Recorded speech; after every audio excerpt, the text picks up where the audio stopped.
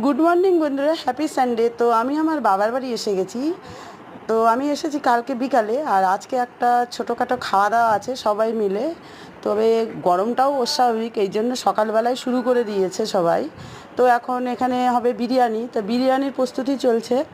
বিরিয়ানির মশলা টশলা সব বাটা হয়ে গেছে। আর এদিকে টক দই দিয়ে মটন হবে, মটন কষা হবে, আর বিরিয়ানি হবে চিকেন বিরিয়ানি। আর এই যে চিকেনের লেগ পিসগুলো সব ধুয়ে টুয়ে রাখা হয়ে গেছে। আর এইদিকে হবে দইও কাতলা হবে, দই কাতলা।